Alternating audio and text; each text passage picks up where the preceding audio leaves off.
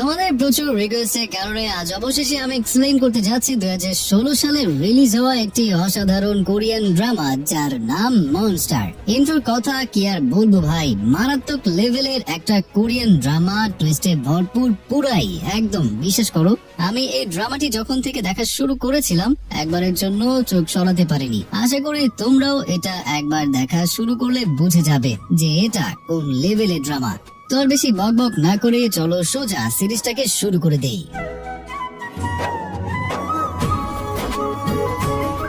গল্পের শুরুতে আমরা হিরোকে দেখতে পাই, যার নাম হলো লি। লি অনেক ধনী পরিবারের ছেলে ছিল। আসলে 1 বছর আগে একটা অ্যাক্সিডেন্টে তার চোখ নষ্ট হয়ে যায়, কিন্তু কয়েক বছরের মধ্যে তার শ্রবণ শক্তি অনেক বেড়ে গেছে। কেউ যদি দূর থেকে ফুসফুস শব্দ করে তাও সেটা সে শুনতে পায়। ঘরের চাকরানি তো অনেক আস্তে বলে যে আমাদের মালিক তো দেখতে পায় না, এই সুযোগে আমরা কোনো দামি জিনিস চুরি করে নেই। কিন্তু লি তো তাদের সব কথা পরিষ্কার শুনে নিয়েছিল আর তাদের দেওয়া খাবার নিচে ফেলে দেয়। তারপর আমরা লিয়ের ফুপু মোনাকে দেখতে পাই। লি তো তাকেও সন্দেহ করে যে তার ফ্যামিলির অ্যাক্সিডেন্ট সে আবার করেনি তো। এরপর লি বলে কাজের লোকদেরকে আজকেই কাজ থেকে বের করে দাও। মোনা তখন বলে 1 সপ্তাহের মধ্যে কতগুলো চাকরানিকে কাজ থেকে বের করে দেবে তুমি। লি তখন বলে যেটা আমার পছন্দ না সেটা আমি রাখতে চাই না। এই কথা বলে সে ওখান থেকে চলে যায়। লি শুধু একজনকে বিশ্বাস করে, আর সে হলো তার লয়ার শাওয়ান। গাড়ি দিয়ে যাওয়ার সময় লি শাওয়ানকে বলে কিছুদিন পর আমার জন্মদিন আর আমি 20 বছরের হয়ে যাব, তখন এই সমস্ত প্রপার্টি আমার হয়ে যাবে, রাইট? তখন আমাকে কেউ ধোকা দিতে পারবে না। কিন্তু আমার এখনো মোনার উপরে সন্দেহ আছে যে সে আমার প্রপার্টি নেওয়ার সমস্ত চেষ্টা করে যাচ্ছে, এজন্য আপনি তার উপরে নজর রাখবেন। শাওন বলে ঠিক আছে। 1 বছর আগে কিভাবে এই অ্যাক্সিডেন্ট হয়েছিল এখন সেটা দেখব। লি, তার বাবা, তার মা গাড়ি নিয়ে একটি পাহাড়ি রাস্তা দিয়ে যাচ্ছিল। হঠাৎ তার গাড়ির ব্রেক কাজ করছিল না, গাড়ি ব্যালেন্স হারিয়ে ফেলে। এজন্য গাড়ি গিয়ে রাস্তার এক কোণায় থেমে যায়। যে কোনো সময় ওখান থেকে গাড়িটা পড়ে যেতে পারে। লির বাবা সেখানে বেহুশ হয়ে যায় আর তার মায়ের পা সেখানে আটকে যায়। সে অনেক চেষ্টা করে তার পা বের করার, কিন্তু বের করতে পারে না। লি তখনও বেহুশ ছিল। নিজের ছেলেকে বাঁচানোর জন্য লিকে ধাক্কা দিয়ে রাস্তায় ফেলে দেয়। আর ওই রাস্তা দিয়ে একটি গাড়ি যাচ্ছিল। তখন সেই গাড়িটি থেকে লিয়ের মা চিৎকার করে সাহায্য চাচ্ছিল। গাড়িটিও সেখানে দাঁড়িয়ে যায়। গাড়ির মধ্যে থেকে একজন লাল কোট পরা লোক বের হয়ে আসে। সে তাদেরকে বাঁচানোর বদলে গাড়িটি ধাক্কা দিয়ে ফেলে দেয়। আর এই কারণেই লিয়ের মা বাবা মারা যায় আর লিয়ের চোখ নষ্ট হয়ে যায়। বর্তমানে আমরা দেখতে পাই লি তার কাজের জন্য নতুন কিছু মানুষকে নিয়েছে। তার মধ্যে একজন গল্পের নায়িকা জিনা। লিকে দেখে জিনা চমকে ওঠে আর বলে যাকে আমি দেখতে চাই না তার কাজ আমাকে করতে হবে।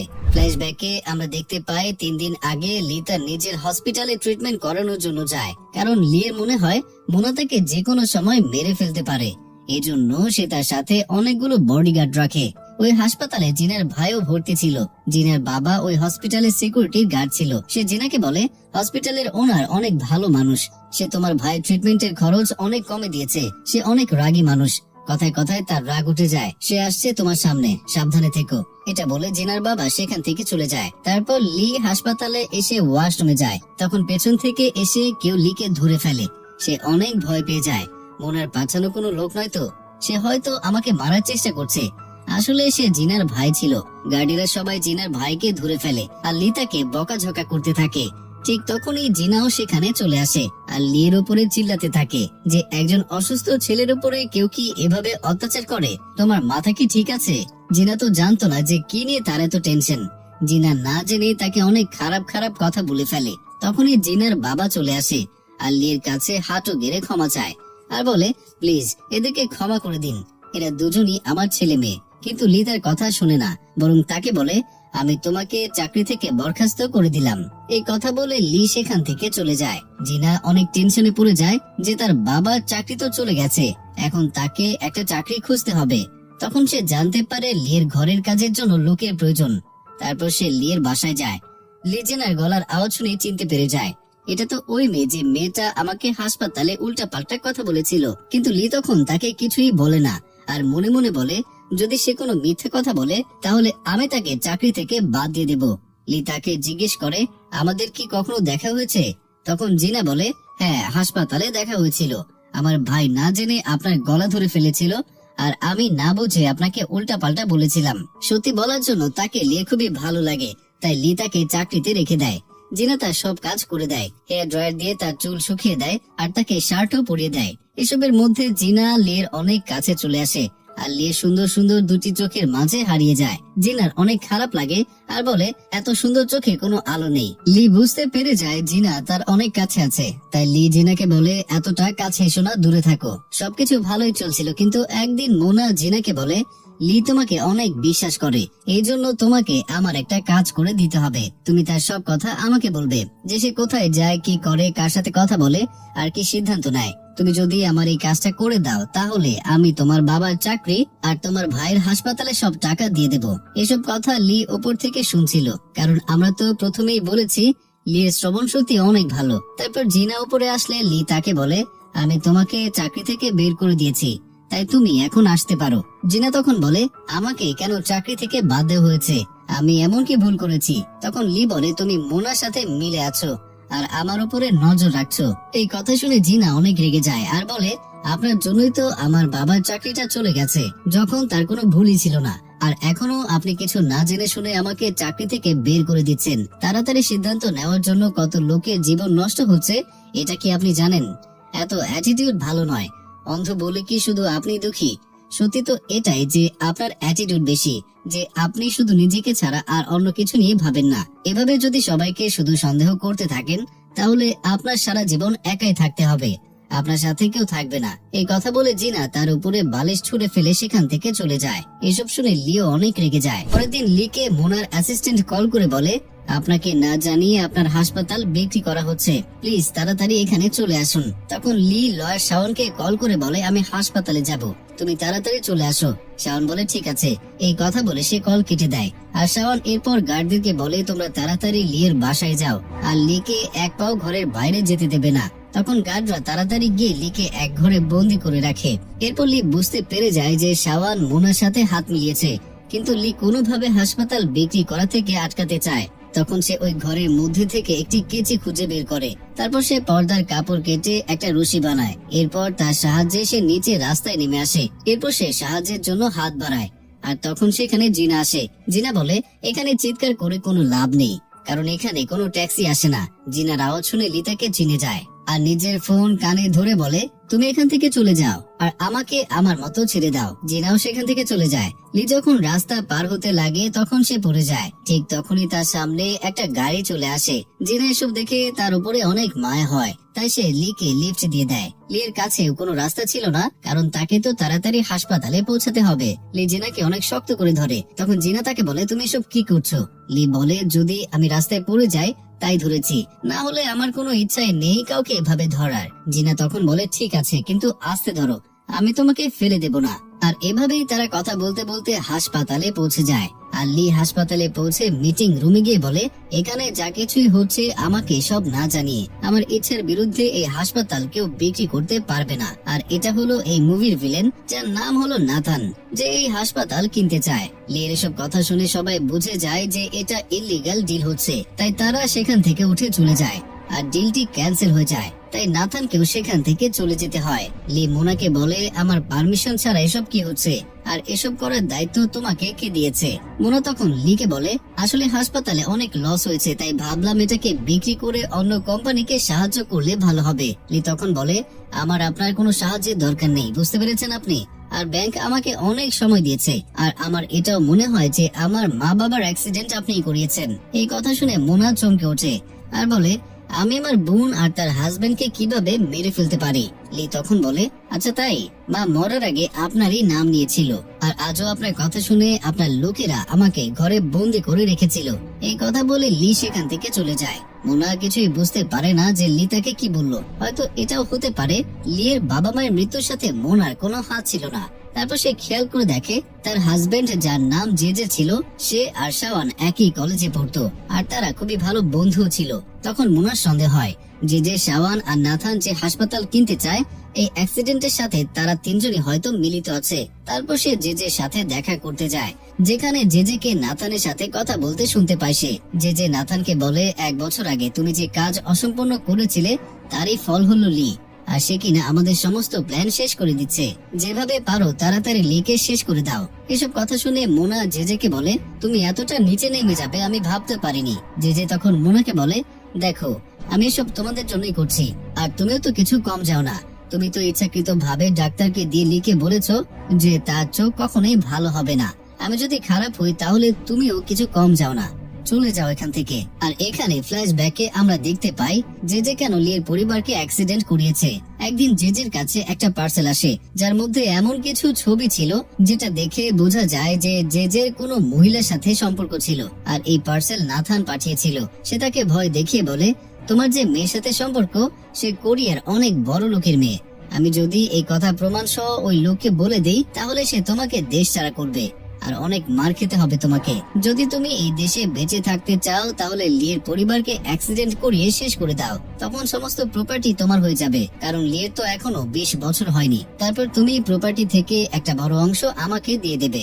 আর এই কারণেই যে সেদিন তাদের গাড়ির ব্রেক ফেল করে দিয়েছিল, আর যখন তারা বেঁচে গিয়েছিল তখন সে নিজে গাড়ির ধাক্কা দিয়ে ফেলে দিয়েছিল। তারপরে আমরা বর্তমানে দেখতে পাই মোনার তার হাজবেন্ডের চরিত্রের উপরে সন্দেহ ছিল। মোনা তার অ্যাসিস্ট্যান্টকে জেজের পেছনে লাগিয়ে দেয়। জেজে ওই মহিলার বাড়িতে যায় যার সাথে তার সম্পর্ক ছিল, আর অ্যাসিস্ট্যান্ট তাদের কিছু ছবি তুলে মোনাকে পাঠিয়ে দেয়। মোনাও তাদেরকে ধরার জন্য তাড়াতাড়ি বের হয়ে যায়। অন্যদিকে জিনা লিকে তার বাসায় পৌঁছে দেয়। এরপর থেকে লি জিনার উপরে বিশ্বাস করতে শুরু করে, আর সে বলে, আমি তোমার সাথে যে খারাপ ব্যবহার করেছি তার জন্য তুমি আমাকে ক্ষমা করে দিও, আর প্লিজ কাল থেকে তুমি আবার কাজে জয়েন হয়ে যাও। জিনা তখন বলে, দেখো আমি চাকরির জন্য তোমাকে সাহায্য করিনি, আর আমার চাকরি চাইও না। লি তখন বলে, আমি তোমাকে 2 গুণ স্যালারি দেব। জিনা তখন তার কাছে গিয়ে বলে, এরপর থেকে আমি তোমার সাথে আর দেখাই করব না। এই কথা বলে সে ওখান থেকে চলে যায়। বাসায় এসেও লি জিনার কথায় ভাবতে থাকে, তাই সে জিনাকে কল করে। আর আমরা দেখতে পাই জিনা ডেলিভারি ম্যানের কাজ করে। লির কল দেখতে পেয়ে সে তার ফোনের থেকে ব্যাটারি খুলে নেয়। লি তার স্টাফকে বলে, তুমি জিনার বাবাকে বলো সে যেন আবারও হাসপাতালের কাজে আসে, আর জিনার ভাই ট্রিটমেন্টে সবকিছু রেডি করো। লি ভাবে, যদি আমি এরকম করি তাহলে হয়তো জিনার রাগ কমে যাবে আর সে এখানে আবারও কাজে আসবে। অন্যদিকে মোনা ওই মহিলার বাসায় যায়। বাইরে যে জুতা দেখে মোনা দরজায় কান লাগিয়ে শুনতে থাকে যে ভেতরে আসলে হচ্ছেটা কি। ভেতরে ওই মহিলা বলে, তুমি মোনাকে কবে ডিভোর্স দেবে এটা বলো। ঠিক তখনই মোনা ভেতরে চলে আসে, আর এটা তো অন্য কেউই নয় বরং মোনার বেস্ট ফ্রেন্ড। মোনা তখন বলে, আমার তো বিশ্বাসই হচ্ছে না যে তুমি আমার বেস্ট ফ্রেন্ড হয়েও আমার জীবন নষ্ট করে দিচ্ছ। এই কথা বলে মোনা তার চুল ধরে টেনে বাইরে নিয়ে যেতে লাগে। জেজে তো ভয়ে বিড়ালের মতো কাঁপতে থাকে। তারপর মোনা জেজের গালে একটা থাপ্পড় বসিয়ে দেয় আর বলে, আমি তোমাকে প্রেস আর পুরো শহরের মধ্যে বদনাম করে দেব, আর তোমার উপরে পুলিশ কেসও হবে। এসব বলে সে চলে যেতে লাগে, কিন্তু জেজে তাকে ধরে সিঁড়ি থেকে ফেলে দেয়। আর মোনার মাথায় আঘাত লাগার কারণে সে ওখানেই মারা যায়। তারা দুজন অনেক ভয় পেয়ে যায় আর ভাবে এখন তো তাদের জেলে যেতে হবে। কিন্তু জেজে এখানে বুদ্ধি করে একটা পুরনো ক্রিমিনালকে কল করে যার উপরে অনেকগুলো কেস আছে। জেজে তাকে বলে, আমি তোমাকে 2 মিলিয়ন টাকা দেব, তুমি শুধু আমার ওয়াইফের লাশটা কোথাও নিয়ে গিয়ে ফেলে দিয়ে আসো। আর একটা কাজ করো, লির হাসপাতালে একটা ভাইরাস আছে, কোনোভাবে তুমি ওই ভাইরাসের সাথে লিকে যুক্ত করে দাও, আর তুমি পুলিশের সামনে সারেন্ডার করে দেবে আর বলবে লি বলাতে তুমি মোনাকে মেরে ফেলেছো, এই জন্য তার উপর দোষও আসবে। আর কিছুদিনের মধ্যে ইনফেকশনের কারণে লি সেখানে মারাও যাবে। যদি তুমি এসব করে দাও তাহলে আমি তোমাকে 2 মিলিয়ন টাকা দেব। ক্রিমিনাল এসব কথায় রাজি হয়ে যায়। এখানে লি যেরকম এক্সপেক্ট করেছিল ঠিক সেই রকমই হয়। জিনার রাগ কমে যায় আর সে আবারও কাজে আসে। জিনার আসার জন্য লি অনেক খুশি হয়ে যায়। তখন লিয়ের কাছে ক্রিমিনাল কল করে বলে, তোমার পরিবার মরার পেছনে কার হাত আছে এটা আমি জানি, তুমি শুনতে চাইলে তাড়াতাড়ি হাসপাতালে চলে আসো, আমি সেখানেই তোমাকে সবকিছু বলবো। আসলে সে আমাকে মারতে বলেছে। লিয়ের অনেক খারাপ লাগে কারণ সে এতদিন মোনাকে তার পরিবারের মৃত্যুর জন্য দায়ী করত, কিন্তু এখন তো সবকিছুই অন্যরকম হচ্ছিল। তারপর লি তাড়াতাড়ি জিনাকে নিয়ে ওই হাসপাতালে ল্যাম্পে আসে। ক্রিমিনাল তো আগে থেকে ওই ল্যাম্পে ভাইরাস ফিট করে রেখেছিল। এরপর যখনই লি ওই রুমে আসবে তখনই সে গ্যাসের মাধ্যমে ওই ভাইরাসটি ছড়িয়ে দেবে। এরপর যে কিনা লি আর জিনা ওই রুমে যায় তখনই ক্রিমিনাল দরজা লক করে দেয় আর রিমোটের মাধ্যমে ভাইরাসকে ছড়িয়ে দেয়। তারা দুজন ভেতরে নিঃশ্বাস নিতে পারছিল না। তখন লি বুঝতে পারে নিশ্চয়ই কেউ তাদের ক্ষতিকর ওই ভাইরাসটি ছেড়ে দিয়েছে, কারণ এটা তো লিয়েরই হাসপাতাল ছিল। তাই লি তো এই ভাইরাসের ব্যাপারে সবকিছুই জানে, কারণ কিছু বছর আগে এখানে একজন ডাক্তার লিকে বলেছিল আমরা একটা মিউট্যান্ট ভাইরাস বানাচ্ছি আর তার অ্যান্টিডোটও বানাচ্ছি। তখন লি ওই অ্যান্টিডোট খুঁজে বের করে, কিন্তু সেখানে শুধু একটাই ছিল। তাই লি জিনাকে লাগাতে বলে, কিন্তু জিনা বলে এটা তুমি লাগিয়ে নাও, আমার চিন্তা করো না। তখন জিনার বাবা জিনাকে ল্যাম্পের মধ্যে বন্ধ দেখে, এরপর তাকে বাঁচাতে আসে, কিন্তু ততক্ষণে জিনা ওই অ্যান্টিডিউট লিকে লাগিয়ে দেয়। এরপর লিকে আমরা একটা হাসপাতালে দেখতে পাই। তখন তার হুঁশ ফিরে এসেছিল। যে তার পাশে বসেছিল আর বলে, তুমি আমার ওয়াইফ মোনাকে মারার জন্য একটা ক্রিমিনাল হায়ার করেছো। এখানে আমরা দেখতে পাই যে ওই ক্রিমিনালকে বলে, আমি তোমাকে বেল করে বাইরে আনবো, তারপর তোমাকে $4 মিলিয়ন দেবো। এই টাকার লোভ সে সামলাতে না পেরে পুলিশের কাছে সারেন্ডার করে দেয়। আর সে এও বলে দেয় যে আমি লির কথা মতোই মোনাকে মেরে ফেলেছি। এই জন্যই পুলিশ ওই ক্রিমিনালের সাথে সাথে লিকেও অ্যারেস্ট করে নেয়। অন্যদিকে খবরে জানা যায় হাসপাতাল থেকে ভাইরাস লিক হয়ে হাওয়ার সাথে মিশে 7 জন মানুষ অসুস্থ হয়ে গিয়েছে।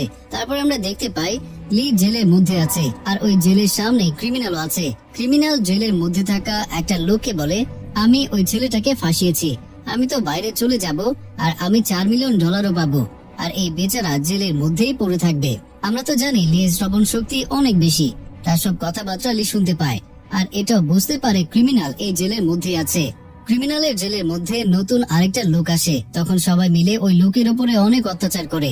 একদিন যে ওই ক্রিমিনালের সাথে দেখা করতে আসে আর বলে, তুমি জেলের মধ্যে লিকে শেষ করে দাও, তুমি যদি তাকে শেষ করতে পারো তাহলে আমি তোমাকে $10 মিলিয়ন দেব। এই কথা শুনে ক্রিমিনাল প্রথমে রাজি হয় না, এরপর সে রাজি হয়ে যায়। তারপর থেকে সে লিকে মারার জন্য কোনো একটা রাস্তা খুঁজতে থাকে আর তার সাথীদের বলে তাকে ধাক্কা দিয়ে ফেলে দাও। কিন্তু লি তো সব কথাই শুনতে পায়। তখন থেকে সে ওই ক্রিমিনালের কাছ থেকে দূরে থাকে।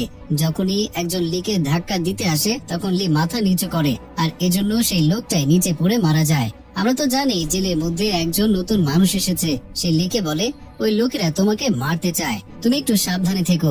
এরকম ভাবে ধীরে ধীরে তাদের মধ্যে ভালো বন্ধুত্ব হয়ে যায়। লি তাকে বলে, তুমি কি জানো আমার শ্রবণ শক্তি অনেক ভালো, এটা সুযোগে আমরা ওই ক্রিমিনাল আর তার বন্ধুদের ফাঁসাতে পারবো, তুমি কি আমাকে এটার জন্য সাহায্য করবে?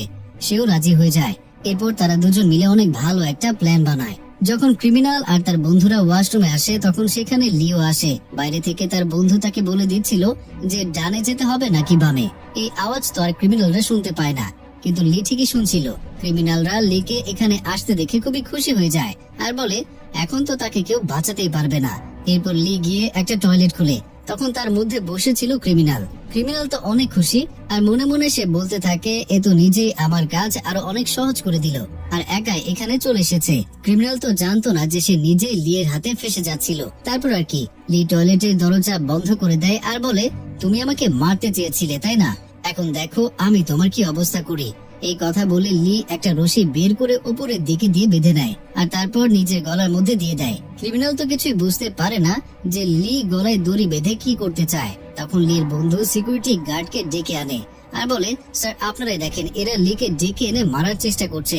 তারপর আর কি গার্ডদেরও মনে হয় ক্রিমিনাল লিকে মারার চেষ্টা করছে। তারপর তারা ক্রিমিনালকে অনেক মারে আর বলে, যদি লিয়ের কিছু হয় তাহলে তোমার মৃত্যু অনিবার্য। এরপর লি ওই ক্রিমিনালকে বলে, যদি তুমি আমাকে সত্যিটা বলো তাহলে আমি তোমাকে $30 মিলিয়ন দেব। কিন্তু ক্রিমিনাল এটা মানে না। কিছুদিন পর ক্রিমিনাল অনেক অসুস্থ হয়ে পড়ে আর সে ভাবে হয়তো সেদিন ল্যাম্পের মধ্যে থাকা ভাইরাসের সাথে সেও যুক্ত হয়ে গেছে আর এই সাহায্য তো শুধু লি করতে পারবে, কারণ সে তো ওই ভাইরাসের সম্পর্কে জানে। সে লির পা ধরে বলে, প্লিজ কিছু একটা করে আমাকে বাঁচিয়ে নাও, আমাকে অ্যান্টিডোট দিয়ে দাও। প্রথমে তো লি মানা করে দেয়, তারপর সে বলে, আচ্ছা ঠিক আছে, তাহলে তুমি আগে এটা বলো যে আমাকে মারার প্ল্যান কার ছিল, আর তুমি আমার সম্পর্কে যা জানো সব বলে দাও, না হলে আমি তোমার কোনো সাহায্য করতে পারবো না। ক্রিমিনাল বলে, যে তোমাকে মারার জন্য আমাকে $4 মিলিয়ন দিতে চেয়েছে আর সে তোমার খালা মোনাকেও মেরে ফেলেছে আর সব দোষ আমাকে নিতে বলেছে। এসব শুনে লি অবাক হয়ে যায় আর ভাবে তাহলে ক্রিমিনাল মোনা নয় যে ছিল। ক্রিমিনাল এটা বলে, অপারেশন করলে তোমার চোখ ভালো হয়ে যাবে, কিন্তু তারা চায় না তোমার চোখ ভালো হয়ে যাক। এসব শুনে লিয়ের অনেক খারাপ লাগে আর বলে সব আপনজন তার শত্রু। সবকিছু বলে ওই ক্রিমিনাল সেখানে পড়ে যায়। তারপর ক্রিমিনাল আর লিকে একটা অ্যাম্বুলেন্সে করে হাসপাতালে নিয়ে যাওয়া হয়। সেখানে যে খুব ভালো করে লিকে বলে, আরে তুমি তো আমাদের ফ্যামিলির একমাত্র ওয়ারিশ, তোমাকে যেভাবে পারি তাড়াতাড়ি বিল করানোর চেষ্টা করব। কিন্তু আমরা তো জানি লি তার সম্পর্কে জানে, তাই লি চুপ করে থাকে। তারপর আমরা দেখতে পাই ওই হাসপাতালে লিকেও অ্যাডমিট করা হয়েছে। লি একজন নতুন লয়ারকে হায়ার করে আর তাকে বলে, মোনার আর আমার পরিবারের মৃত্যুর জন্য জেজেকে আমার সন্দেহ হয়, আপনি যেভাবে পারেন তাকে অ্যারেস্ট করান। তারপর সেখানে জেজে আসে আর লয়ার তার সাথে যায়। এই জন্য লি গার্ডকে বলে, প্লিজ দরজাটা বন্ধ করে দেন, আমার অনেক খারাপ লাগছে। আসলে লি তো তাদের দুজনের কথাবার্তা শুনতে চাচ্ছিল। নতুন লয়ার বলে, লি আপনার উপরে সন্দেহ করছে। জেজে বলে, তার বাবা মার মৃত্যুর পর থেকে তার সবার উপরেই সন্দেহ হয়। এটা একরকম একটা মেন্টালি সমস্যা, তাই আমাদের তাকে কোনো মেন্টাল হাসপাতালে ভর্তি করাতে হবে। এসব শুনে লি সেখান থেকে পালানোর চেষ্টা করে, কিন্তু তার হাতে তো হ্যান্ডকাপ লাগানো ছিল। সে রাতে তাকে কেউ বাঁচিয়ে বাইরে আনে, আর এটা অন্য কেউই নয় বরং মোনার অ্যাসিস্ট্যান্ট ছিল। সে কোনোভাবে তাকে গাড়িতে করে নিয়ে যাচ্ছিল, তখন পুলিশও তাদের পেছনে পড়ে যায়। এই কথা জেজেও শুনতে পায়, তাই সেও লিকে খুঁজতে বের হয়। তারপর মোনার অ্যাসিস্ট্যান্ট লিকে মাঝ রাস্তায় গাড়ি থেকে নামিয়ে দেয় আর বলে, তুমি কোনো ট্যাক্সি নিয়ে সেফ জায়গায় চলে যাও, কারণ পুলিশরা ওই গাড়ির পেছনে পড়েছিল। লি লিফট চাওয়ার জন্য সেখানে দাঁড়িয়ে যায়, আর তখন সেখানে জেজে চলে আসে। বেচারা লি তো জানতো না যে এটা জেজের গাড়ি, তাই সে ওই গাড়িতে উঠে পড়ে। দূর থেকে এসব কিছু মোনার অ্যাসিস্ট্যান্ট সব দেখে ফেলে, আর লিকে কল করে বলে, তোমার কি ওই গাড়িতে ওঠা ছিল? ওইটা জেজের গাড়ি, কিছু করে সেখান থেকে বের হয়ে যাও। তারপর লি জোরে জোরে চিল্লানো শুরু করে। তখন অ্যাসিস্ট্যান্টের গাড়ি জেজের গাড়ির সামনে এসে দাঁড়ায়। জেজে তার গার্ডদের বলে, কে সে যে লির এত সাহায্য করছে, তার খোঁজ লাগাও। কিন্তু তখন অ্যাসিস্ট্যান্ট সেখান থেকে চলে যায়, আর লিকে জেজে ধরে ফেলে আর বলে, এখন তো তোমার মৃত্যু আমার হাতেই হবে, আর তোমার সব প্রপার্টি আমার হয়ে যাবে। লি বলে, তুমি যাই করো না কেন, আমি আবার ফিরে আসবো। এই কথা বলে সে পানিতে লাফ দেয়। জেজে তখন বলে, চলো ভালোই হয়েছে, আমি তো তাকে মারতে চেয়েছিলাম। পরের দিন আমরা দেখতে পাই লি একটা ময়লা জায়গায় পড়ে আছে, আর তখন সেখানে তার চোখটা খোলে। আর এরই সাথে এই প্রথম পার্টটি শেষ হয়ে যায়। তো প্রিয়জনেরা, কেমন ছিল আজকের এই প্রথম পর্বটি, সেটা অবশ্যই কমেন্টের মাধ্যমে জানাতে ভুলবেন না। পরবর্তী পার্ট যদি দেখতে চান তাহলে অবশ্যই কমেন্টের মাধ্যমে জানান। আর এই সিরিজটি কিন্তু অসাধারণ হতে চলেছে। তো সবাই ভালো থাকুন, সুস্থ থাকুন, সবাইকে অসংখ্য ধন্যবাদ।